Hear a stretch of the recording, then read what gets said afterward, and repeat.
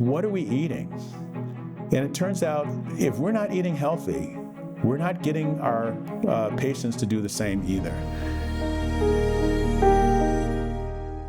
So good evening, everyone. I'm Dr. Kim Williams. You can see that on the slide. And I'm here to talk to you about cardiovascular risk. But I'm also going to put in a lot of stuff about health equity, which is something that I hold dear, and nutrition. And I was asked to have a catchphrase, which would be human nutrition for humanity. So yeah, I put a little bit of planetary stuff in there, even though that's not bread and butter cardiology.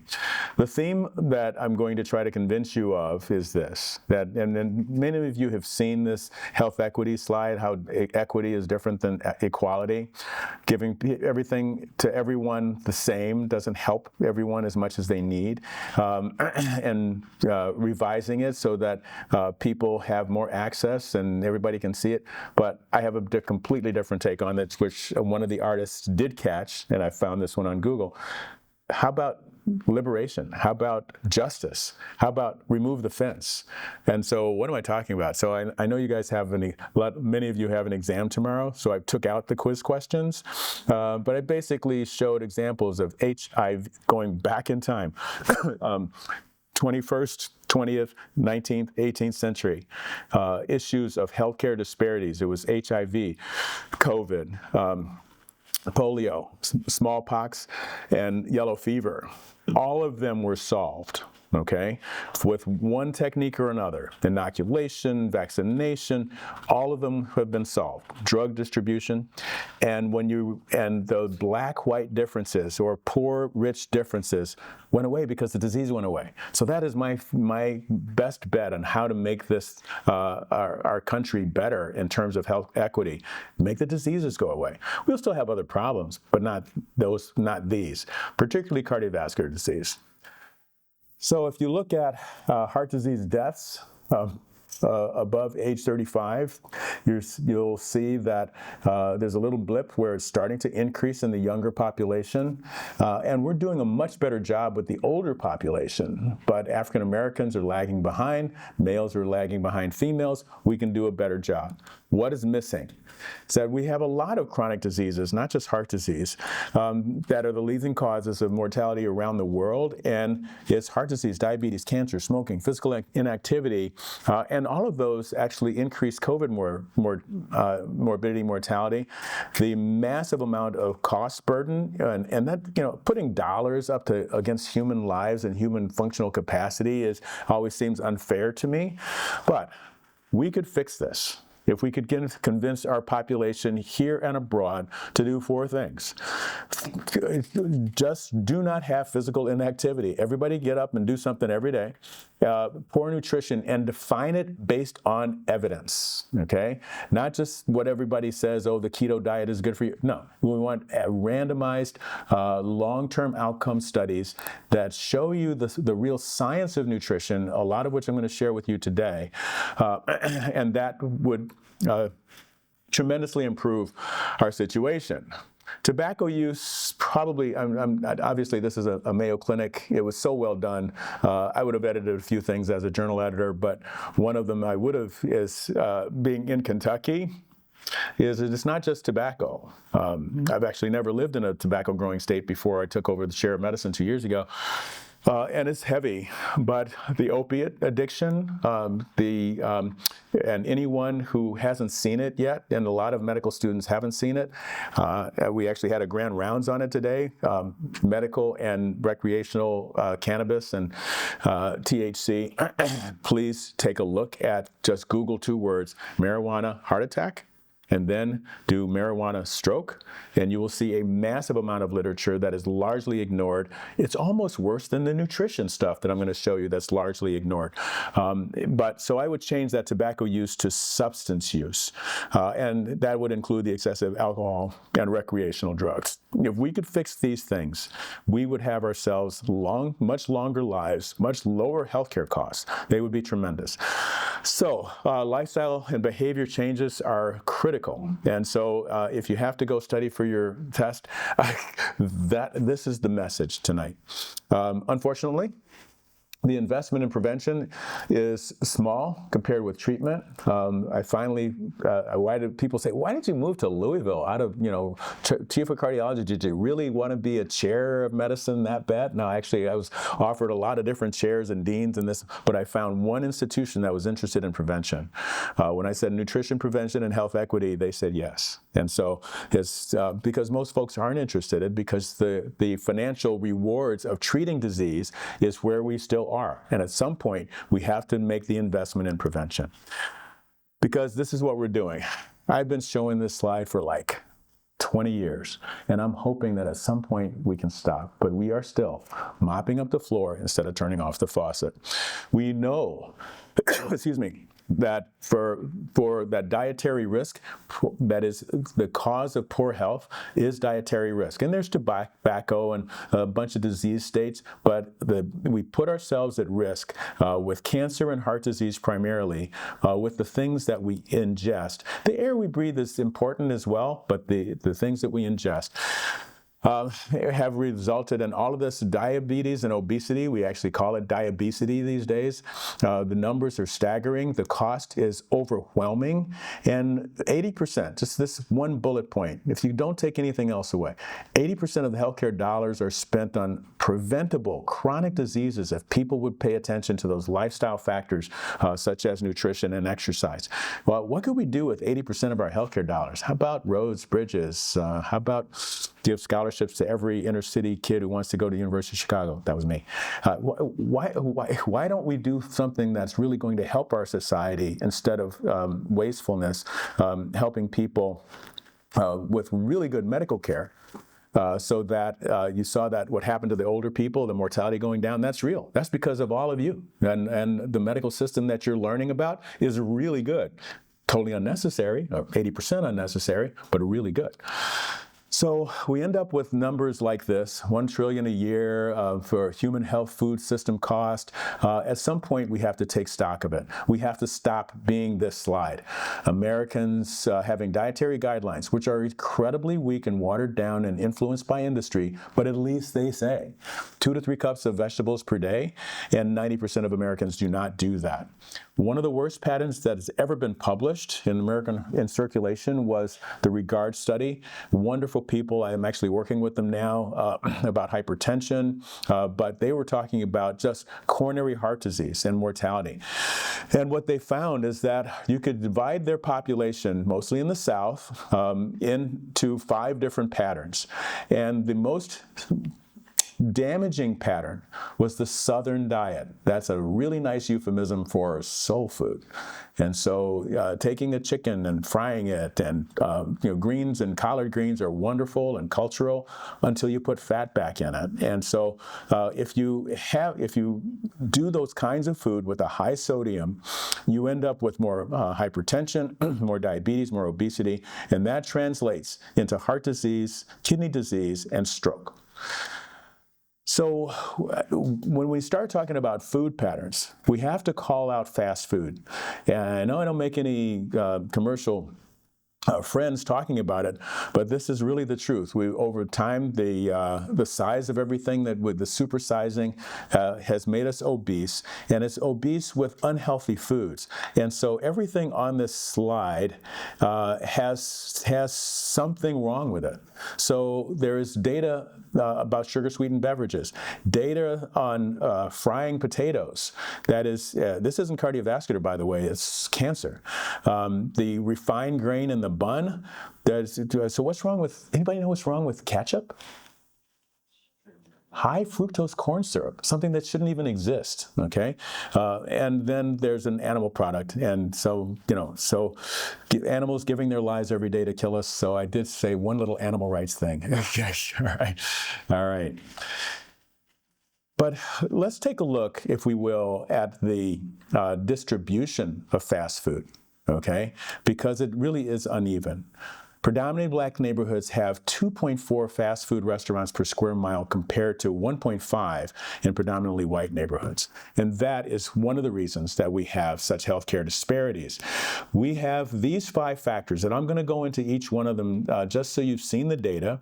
And I threw this in because 2 days ago, the European Society had just finished their meeting in London, and they sent out this thing about obesity. They didn't have as much in Europe as we do in the United States.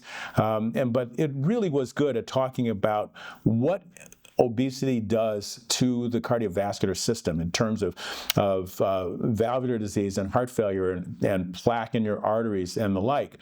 But they kind of missed it up here. They were talking about its energy intake being high and outweighing the energy expenditure, but that's kind of again, a euphemism for people who are overeating. So if we look at the United States and our obesity epidemic that we have, this is where people, the dark ones, are where people are more than 35% obese in that population. Kentucky is one of them. Where I was in Illinois was not. But if you look at the white population, there's very few states. Kentucky is one of them. If you go to the Hispanic population, it's much more frequent. Okay? But if you look at the African American population, it's way more. There are very few states that either don't have African Americans or they're pretty much over 35% obese. And so that whole thing, that if I could disabuse you of one misconception, the whole concept of the obesity paradox, where people can be fat and fit, is just not true. If you look at long-term studies, you look at mortality, you see curves like this. The more obese we become, the more we die. And that, the gray line is the African American experience. But we've had solutions. This one is almost 20 years old, from Dean Ornish, comparing with the Atkins diet. Yeah, you can lose weight with a keto diet. You can lose a lot of weight after you pass away from heart disease. And so, if people have not heard that, please Google the term keto diet mortality, and you'll see Sarah Seidelman's article saying how dangerous this is to raise your cholesterol and raise your inflammation levels by eating a keto diet, even though your hypertension and your diabetes and your weight go down. But the Ornish diet has sustained weight loss, and it's now. And people will say that Dean Ornish's stuff really wasn't about diet. It was a little diet and a lot of smoking cessation and a lot of group support. All of those are important. It's where we all should be. But the fact of the matter is it did work. I threw this one in here about obesity because about 8 months ago this got published, where they were trying to do genome-wide associations, the cartogene cohort in Quebec, and try to figure out what gene is causing people to be obese. And guess which gene? Anybody know which gene they found? It was eating meat. There wasn't a gene that actually had the positive association with obesity. And so, and if you were eating whole grains. And so I'm sure there will be some genetic discoveries where you can make some interventions, but ultimately it's about what we eat. I'm going to switch over to hypertension now, and this is just showing you that, yeah, almost everybody, getting older has their blood pressure go up. It's not normal. It's usual, so it's considered normal. When I was in medical school, they were just getting over that whole thing, to tell you how old I am, that your systolic blood pressure should be 100 plus your age. Yeah, well, that was very damaging to a lot of people. A lot of strokes, heart attacks, heart failure, and kidney failure. And so there's also this horrific disparity in terms of ethnicity. And so a little less in Asians, a whole lot more in African Americans. And so hypertension in blacks has actually a medical society and a journal, and trying to deal with the high rates, and is it socioeconomic status, is it racism and discrimination resulting in higher cortisol levels and higher catecholamine levels with increasing vascular resistance. Bottom line is, it needs to stop, and we know how to stop it. It's a whole food plant-based diet. There's loads of data, and I'll show you some in the African American population towards the end. But in everyone, if you take people who are eating an omnivore diet, an American diet, and make them vegan, their blood pressure drops dramatically. The most famous of these was the DASH randomized trial, and what they showed is that if you cut the sodium, and more minerals and more fruits and vegetables, you will lower your blood pressure. But they also showed this, the red line, low in fat and low in cholesterol. That was the more vegetarian population that had the most dramatic drop in blood pressure. Now, cholesterol is one that we always said that African Americans don't have that much compared to other ethnicities. It was more of a non-Hispanic Asian issue, and that is true particularly for the men. And it has to do with diet, again.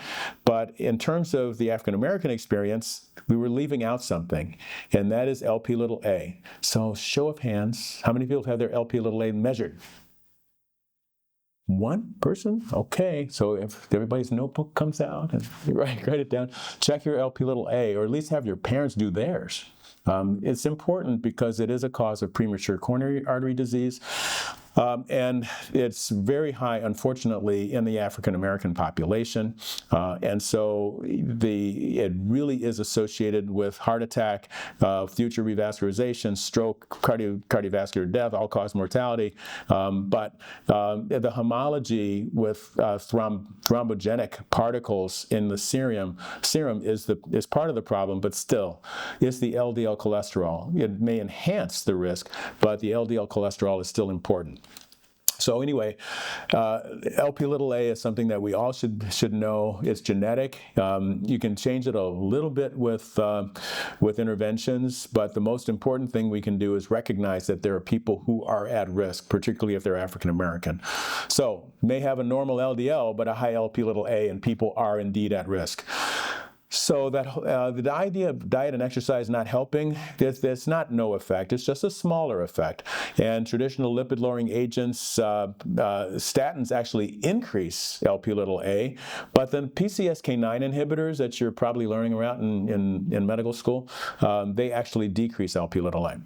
Interestingly enough, there are 4 new agents that are in FDA trials that are designed to try and lower Lp(a). Now, just remember, lowering Lp(a) doesn't mean that you're going to lower events. We assume that, and then you have to test that. But you got to be able to lower it first. And it looks like these oligonucleotides are actually working. The preliminary data looks really good. And yes, I've talked to all 4 of those people, those trial organizers, and they are over recruiting African Americans. Okay, so, but back to LDL cholesterol. Really important that the best way that we know to change it is to go on a whole food plant-based diet. That will tremendously lower your LDL cholesterol and therefore your risk. Statins are really great, and I can just tell you, I have a lot of plant-based gurus who say, don't take statins. There are way more cardiologists giving statins and never mentioning nutrition. But I can promise you that, hate to say this out loud, I don't want to ruin anything, but in 21 years of doing, vegan cardiology and using statins, not one person reaching their target, which is if they have coronary disease and LDL less than 55. Not one person taking a statin and a plant-based diet has had one event. That's one practitioner, but I think it has a lot of merit scientifically. And when you look at all of the data that's been collected, which Caroline Cook did a couple years ago, bottom line was that you have a tremendous effect of diet. So don't let anybody in your nutrition classes saying it's all genetic. It is genetic, but it's not all genetic. And they will tell you that unless you're a cholesterol hyper-responder, that your diet doesn't matter. That is not the case. Whole food plant-based diet and removing animal products and saturated fat will improve your cholesterol. Let's talk about diabetes. The background here in terms of ethnicity is that we all know that the Hispanic population tends to have a lot more diabetes, but the fact of the matter is blacks do as well. And they are more likely to die, less likely to be diagnosed in a timely fashion, more likely to end up with end-stage renal failure from diabetes. And so what do we do about it? Well, I hope everyone saw this publication from last year that said that there was a 37% elimination of type 2 diabetes if a person went on a whole food plant-based diet, and within 6 months. And that benefit it didn't matter what the ethnicity or education, weight, everyone benefited tremendously. Now, this was published just a couple of days ago, or last week, talking about the association between protein intake, total animal and plant protein, and diabetes risk. And guess what it showed? That if you can take these huge studies, over 500,000 participants, and if you look at total and animal protein intake, they both are associated with increased risk of type 2 diabetes. For every 20 grams increase in total or animal protein, you increase diabetes by 3% and 7% respectively. And if you replace 20 grams of animal protein with plant protein, you reduce your risk by 20%. How about that? And so long-term consumption of plants is what we should be doing for diabetes. That's what the curve looks like. You don't get diabetes from eating plants. Okay, that is whole food plant-based. I'm going to talk about the risk factor that we never talk about enough unless you're from Harvard and you're hanging out in Paul Pritzker's lab. He's been talking about this for ages. Jupiter trial, it was 2001. He's been trying to get people to not just measure LDL cholesterol, but to measure high sensitivity C-reactive protein. So how many people have had their CRP measured? Okay, we're up to 3. Okay, that's doing better. All right. So another thing for you to jot down, okay, unless you're doing a whole food plant-based diet and exercising 300 minutes a week, then your CRP is gone. So, all right. So bottom line is that it was not that long ago discovered that we do have racial differences in C-reactive protein. Blacks are higher than whites, and trying to explain it isn't easy. In men, it seemed to be socioeconomic and behavioral factors. In women, it was physiologic stuff like more black women having sarcoid, more black women having lupus, but there's also obesity. And so if you put all those together, on average, blacks have higher C-reactive protein. If you go back to the Regards trial, what did they say? Because they are trying to eliminate strokes. You got to watch out for the people with a C-reactive protein greater than 10 because there's a huge relationship with the development of stroke. Now, I talk about ethnic differences and then talk about what we should be doing about it. Well, this is Paul Pritzker's study in Lancet last year where he tried to convince the world that LDL is important, but not nearly as important as high sensitivity C-reactive protein. That is, if you were in one of those trials of treated heart disease, and you had an LDL that was controlled, that is less than 70, the European target is 55, US, we're still lagging behind saying 70. But if you look at the numbers, there wasn't that different if you were less or more than 70. What really made a difference was whether or not your C-reactive protein was less than 2 or not.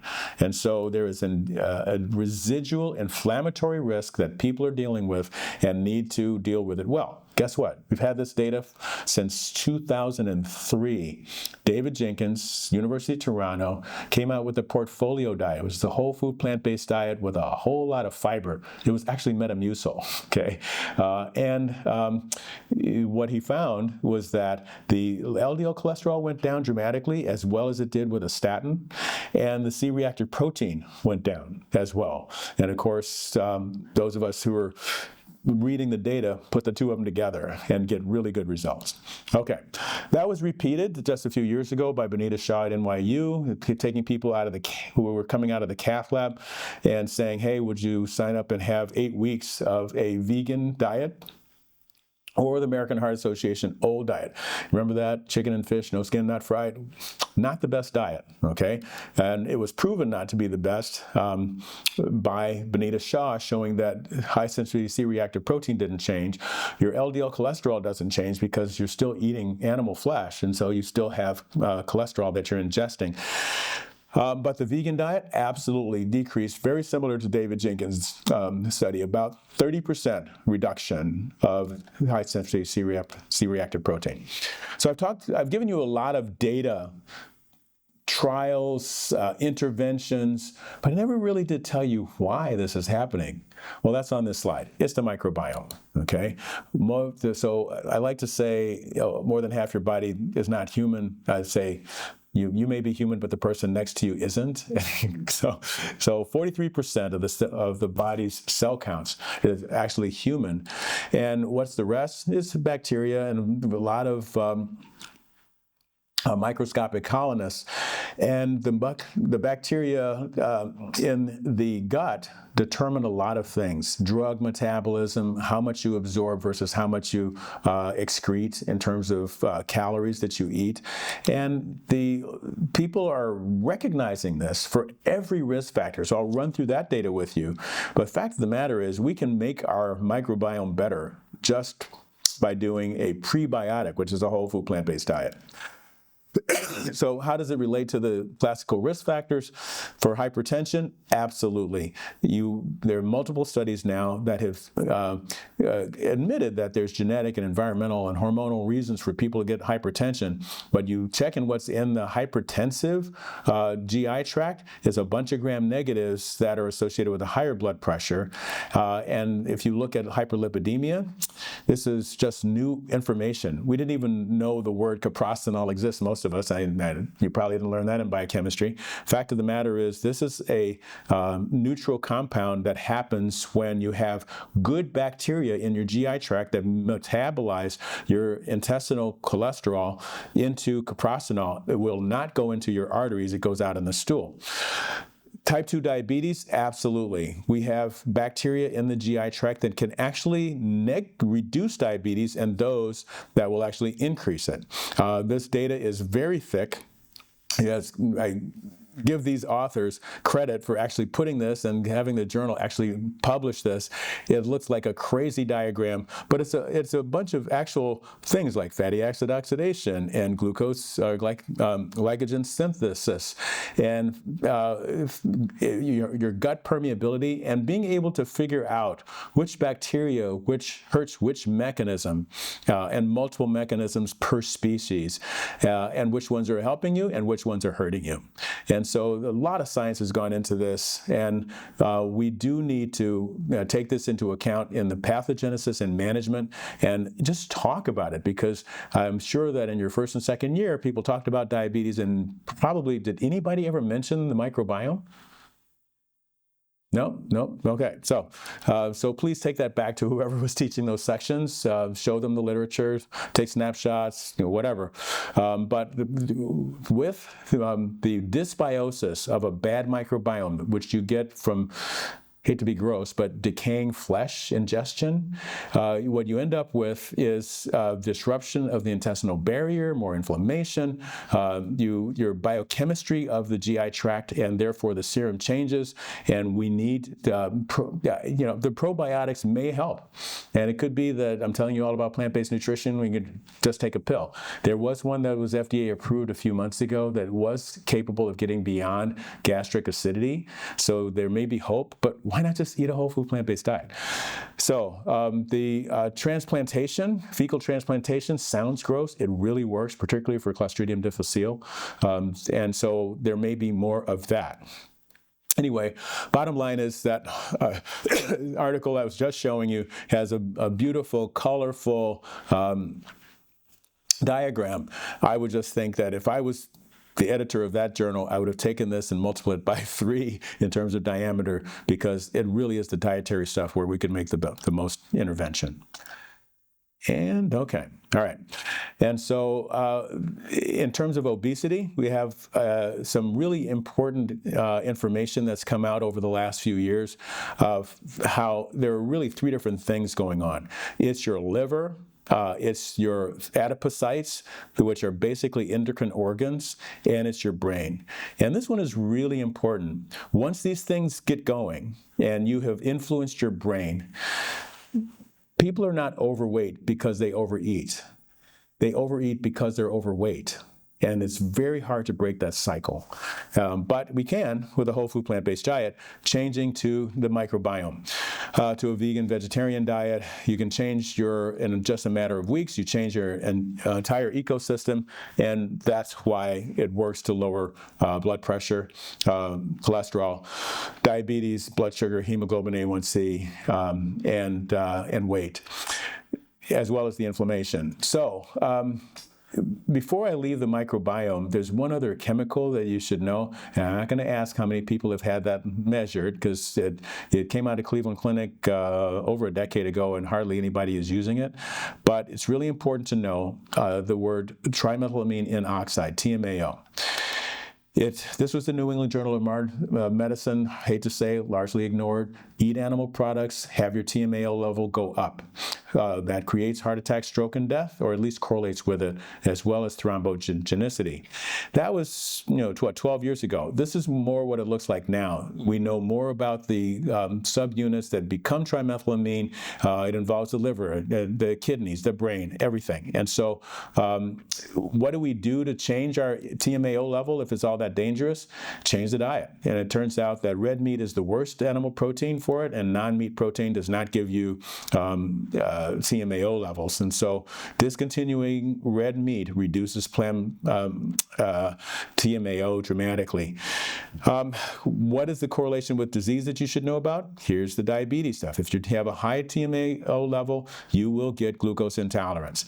If you have a high TMAO level, you're at risk for heart attack, stroke, and death.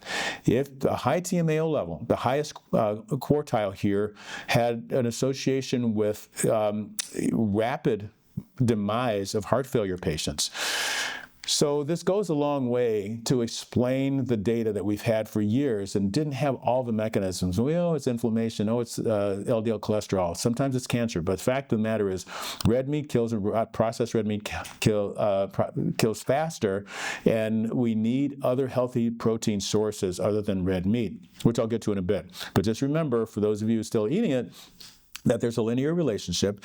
The biggest difference, because people will say everything in moderation, well, the biggest difference in the slope is between 0 and 1 serving per day. And it really is associated with ischemic heart disease, coronary heart disease, particularly, yes, if it's unprocessed red meat, but double that risk if it's processed red meat. Now, interestingly enough, everybody wants to know, what am I going to eat for protein? And the answer is pretty much anything, with one exception that I'll talk about in more detail than you ever want to hear, probably in a minute. And that is, this is the Harvard group modeling 30 years of nurses and doctors' data, pooling it and taking food frequency questionnaires and trying to plot out what kinds of protein can actually substitute for red meat and what happens to mortality when you do that. And the answer was pretty good, that chicken is better. It didn't reach statistical significance, but the trend was better. But what was really the best? Soy protein, but also beans, nuts, any plant-based protein is going to do well. Dairy did well, eggs not so much, it didn't reach statistical significance. And then there's this one outlier. Who would have thought that fish could actually, in any study of outcomes, would be worse than red meat? Well, I don't think I understood that for a while. I must have shown this 100 times before this thing happened. So I don't know if anybody remembers what happened on March 7th. Okay, it was the day that the New England Journal outed, and this hit every news cycle, but only for about 24 hours, and then it's completely forgotten. Okay, it's microplastics. Okay, so here's the New England Journal article talking specifically about atheroma, that's plaque out of people's carotid arteries who were going for carotid endarterectomy, and you analyze it to see who had micro and nanoplastics in the plaque and the 107 who didn't. characterize them. Polyvinyl chloride, polyethylene. Here's what it looks like inside of a macrophage. Here's what it looks like in terms of inflammatory markers. The more plastic you have, the more inflamed you are. This is what it looks like in terms of cellular infiltrate in the tissue when you have plastic as opposed to not having it. And this was the most stunning thing. I've been doing academic cardiology for 45 years now, and I don't know of anything else that is a 453% increase in heart attack, stroke, and death. But if you have plastic in your plaque, that's what happens. And so please, whoever's eating seafood or anything out of the sea, or even because it's everywhere, it's in plants. So the reason that we want to avoid seafood is because that is the place where it's concentrated. They have no choice. We pollute the ocean, they live there, they eat all the plastics and then give it back to us where we don't want it. So this really should change eating habits, and the only hint that we had was that one Harvard study saying that was a bit more dangerous than red meat. So no more seafood. I hope people will take that to heart. But going back to red meat, the data on it for heart failure, don't want to leave that out because it's so thick. 243% increase in heart failure mortality. If you're doing processed meat, that's still not as bad as plastics, but it's really bad. Does everybody know what processed red meat is? That's bacon, ham, sausage, hot dogs, lunch meat, or cold cuts. Okay? All right. Staying on the side of heart failure for a moment, because it's a growing problem in the United States. Fact is that doesn't have to happen. This is Kyla Lara's study that showed that if you were to take people who had heart failure and follow them out, those who were eating a plant-based diet had a 41% lower risk of developing future heart failure. I don't want to leave eggs out of the discussion because there's a lot of information and a lot of controversy about it. The controversy is because the egg board is really good at what they do in terms of spinning the data. But the fact is, if you're objective and you're looking at data that is not industry sponsored, eggs kill people in a linear fashion. The more you eat, the more mortality there is. Where's the cut point for statistical significance? Well, in this study, which wasn't that large, it was a half an egg per day. But the data goes through 0, so that would suggest that there is no safe level. You just don't reach statistical significance until you get to a half an egg per day. Fact of the matter is that was criticized heavily because it was American data. The Italians found pretty much the same thing, 4 eggs a week, which is just about a half an egg a day. And so we have had this data for a while, just largely ignored. This is Harvard again, saying that there are no safe animal proteins. The study here, and I'm just going to blow up the top 2. What happens if you take your animal products, eat one by one, and replace them with vegetable protein? Does your hazard ratio for heart disease and mortality go up, or does it go down? All-cause death is associated with eating animal products, and you reduce it dramatically if you were to do plant-based meat instead of processed red meat. Processed red meat was worse than eggs, which was worse than red meat, which was worse than dairy, and poultry and fish were at a virtual tie. Surprising, because this is also the data that said that fish was dangerous. But this was published long before it, and it could be that it was not as much influenced by the pollution, which has been gradual and increasing. Anyway, that article was criticized too. It can't be true. Animal products have to be safe for human consumption.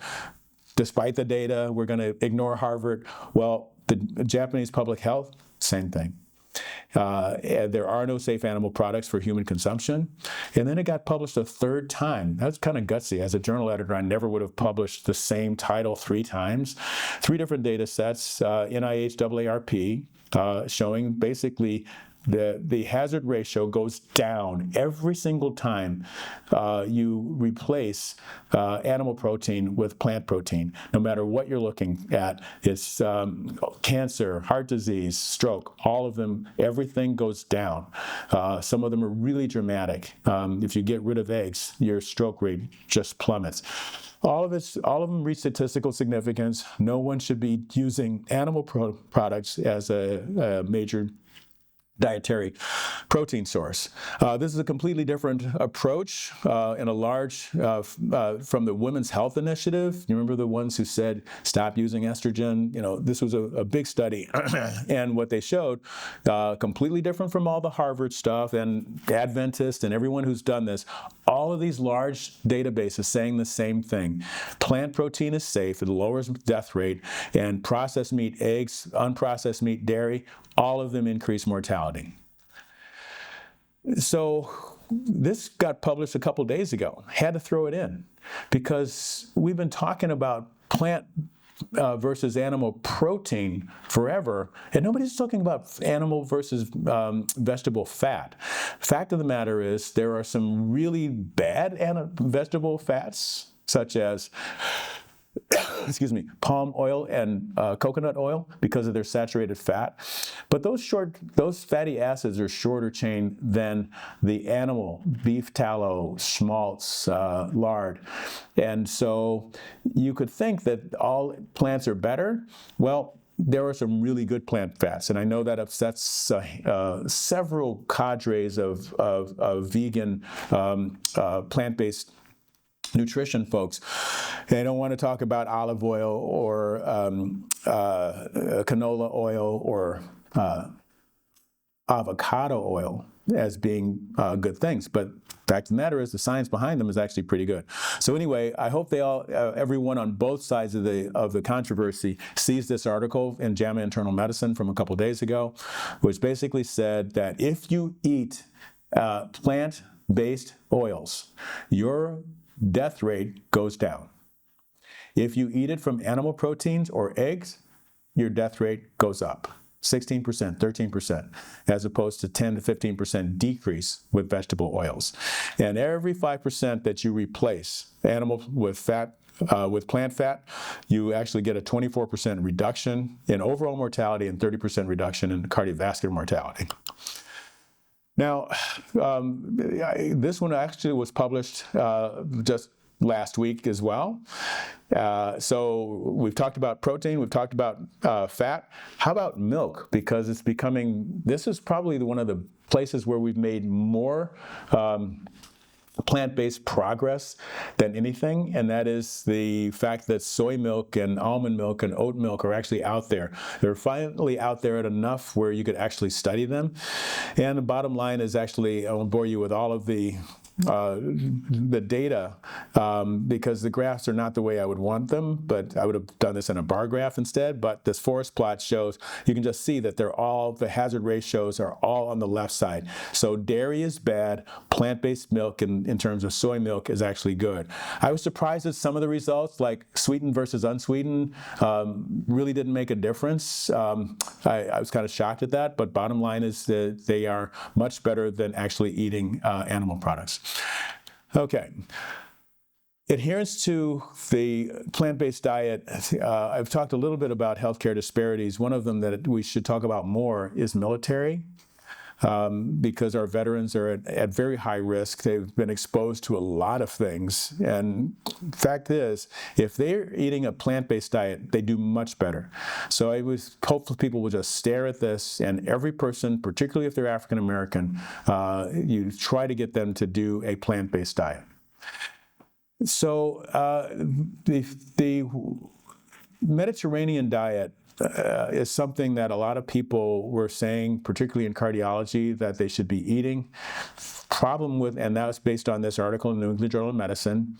And one of the things that you learn to do in medical school is study a study and test a test. And I want you to take a look at this. Yes, it became famous for this upper left-hand curve, Kaplan-Meier plot showing a 30% decrease in heart attack, stroke, and death if you were on either arm of the Mediterranean diet. That was replace all your red meat with, or almost all your red meat, with fish and poultry, but mostly fish, and divided into two groups, those who were supposed to eat nuts every day and those who were supposed to eat extra virgin olive oil with their meals.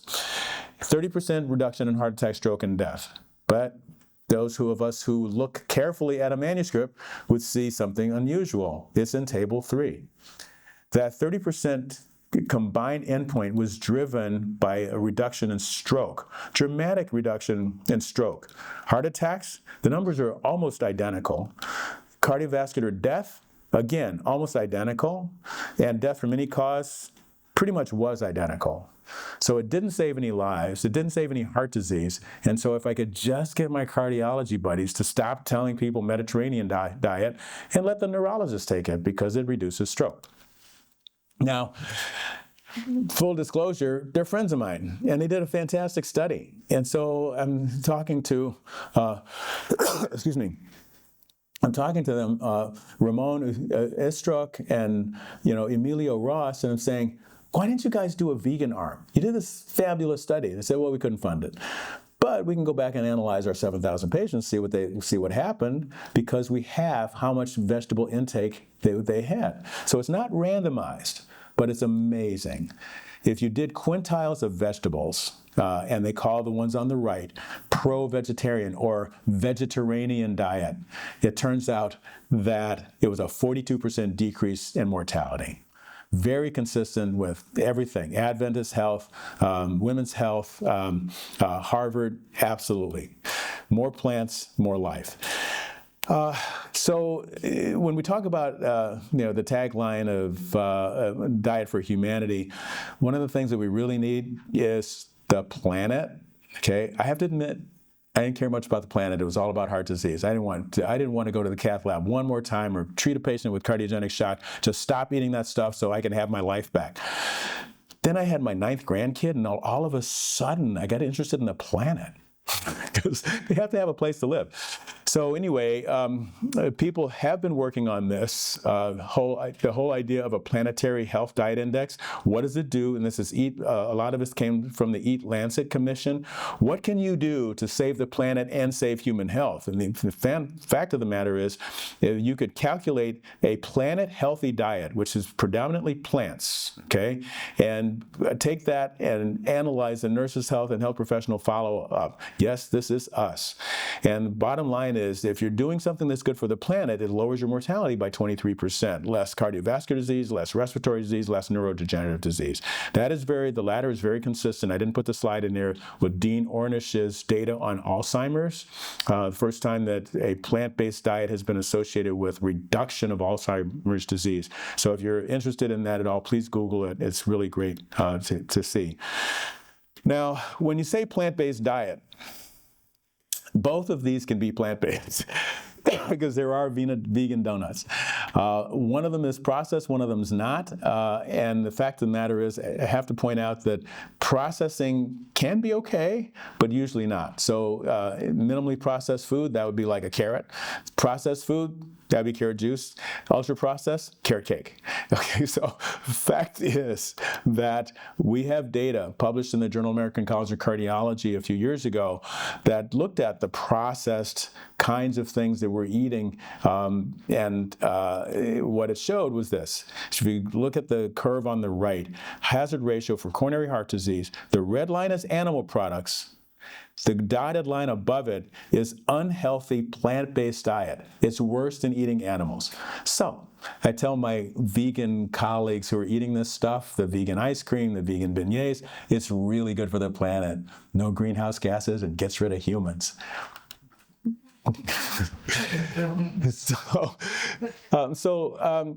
Before, as I get towards the latter half of the talk, or the latter portion of the talk, I want to talk a little bit about cardiorenal disease, and it's going to blow through some slides that hopefully you'll remember.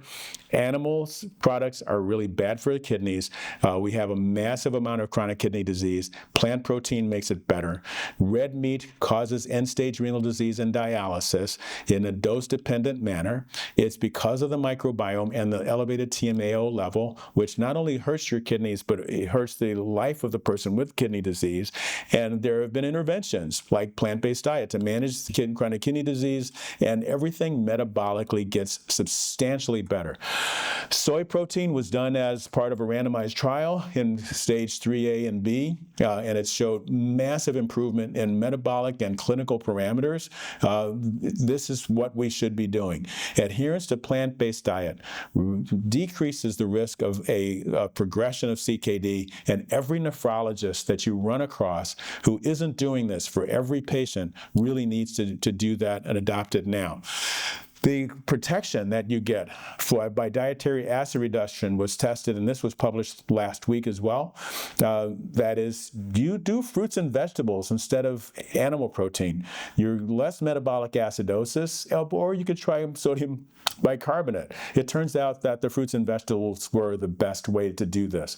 But anything that alkalinizes people in chronic kidney disease makes them better, but fruits and vegetables are the best.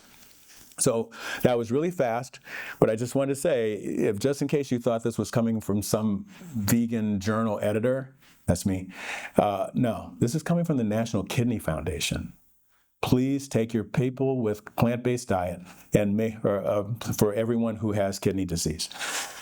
Have to mention COVID because it's coming back, and hopefully everybody's getting geared up to do their vaccination again. But the data says that if you're plant-based, the odds of you dying is incredibly low, and the odds of you getting sick, 73%, 0.27 odds ratio, 73% reduction in severe and moderate COVID if you're doing a plant-based diet, as opposed to the keto diet, which dramatically increased the odds of getting severe COVID.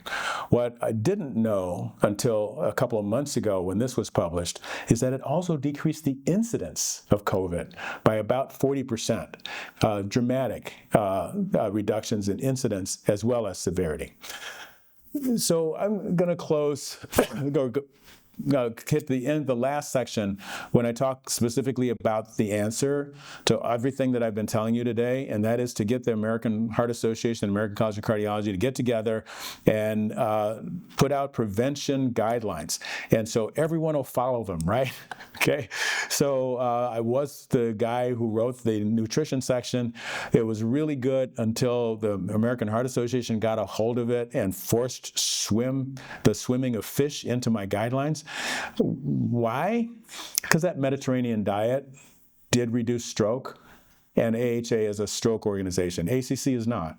So we had a big kerfuffle over it. Oh, your section is too vegetarian. Okay, right.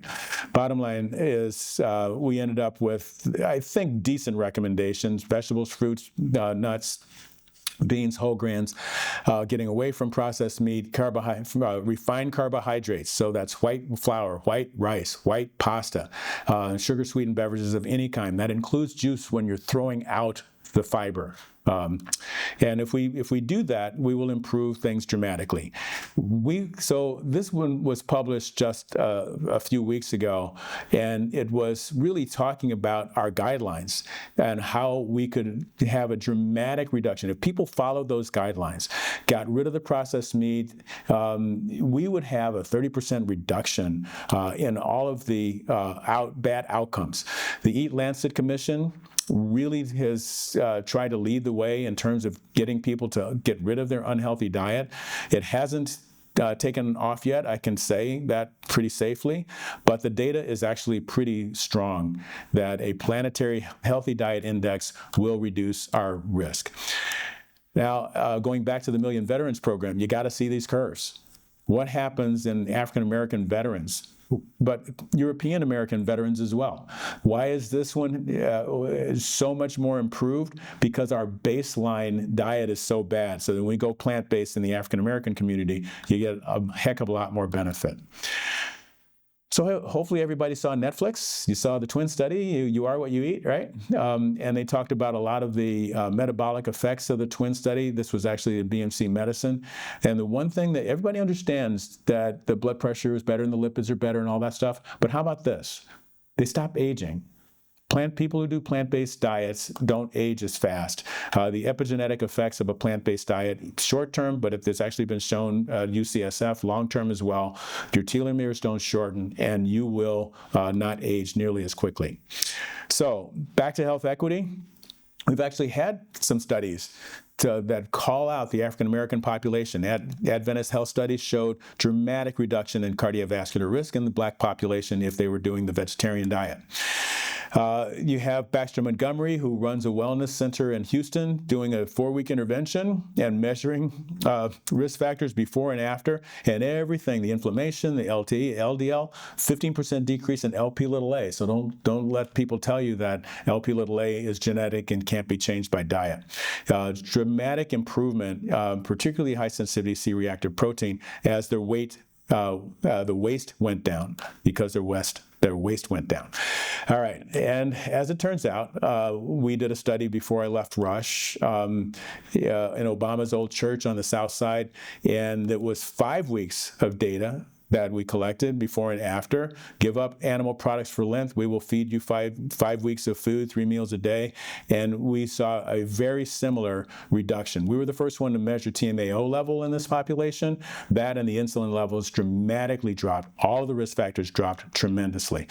And so we could calculate their risk and a stark decrease in the overall risk using the ASCVD risk calculator. We actually put out a cookbook ahead of time that we were giving people to try to help them in their journey to plant-based eating. And please write that down if you want. It's free, and you can print it out or just give people the link for the PDF, Heart and Soul Cookbook. Okay, that was the fun part. The rest of this is not so fun.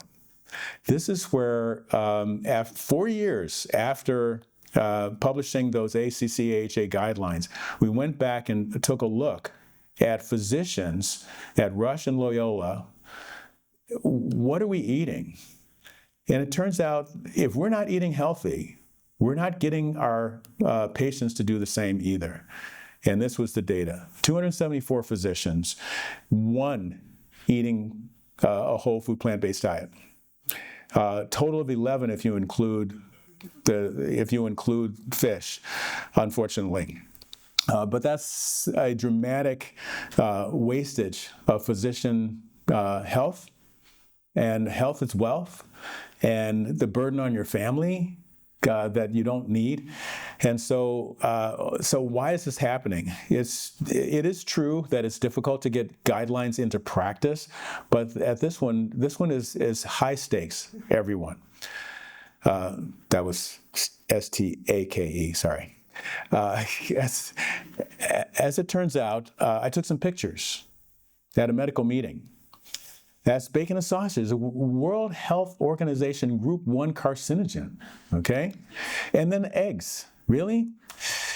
This was the American Society of Preventive Cardiology. Okay, so we are struggling. We are the enemy. We have to fix ourselves with education. So I'm glad you're here. I want to emphasize that it is diet. I've focused almost completely on diet. I know some people in the audience are very interested in physical activity, particularly with plant-based nutrition, management with stress, having good relationships that can drop your catecholamine and cortisol levels, improve your sleep, avoiding risky substances. If we can do these things, if we practice lifestyle medicine, I'm hoping everyone will take this down, and every time you see a patient, you ask them of those 6 things, how are you doing? And if you can influence them in all 6, they're going to do really well. So I wanted to throw in a couple of other things that people should know about because they happened recently.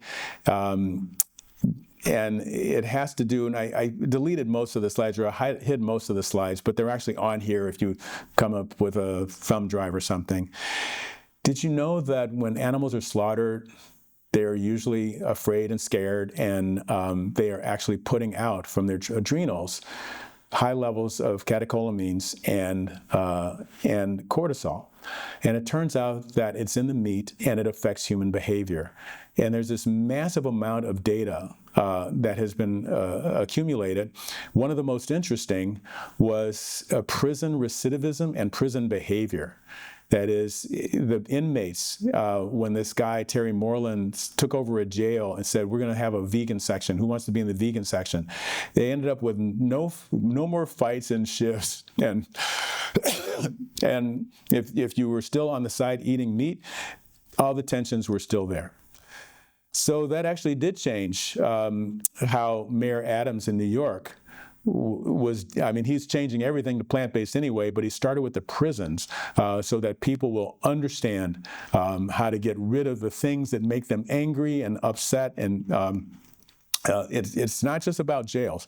This data, actually, if you Google it, you'll see Yukon Huskies did a study showing intimate partner violence in college was related to eating animal products. And the kinder, gentler people were plant-based. It could be that it's reversed, but okay, so that's a little bit of the animal rights stuff affecting human behavior.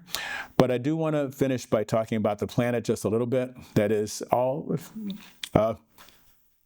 Diets aren't equally healthy, as Eat Lancet has tried to tell us. It's fresh water use, it's emissions, and the fact of the matter is a plant-based diet is way better for the environment than stealing fish out of the ocean, for example.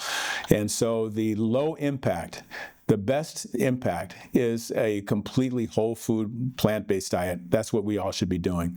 If you look at greenhouse gases,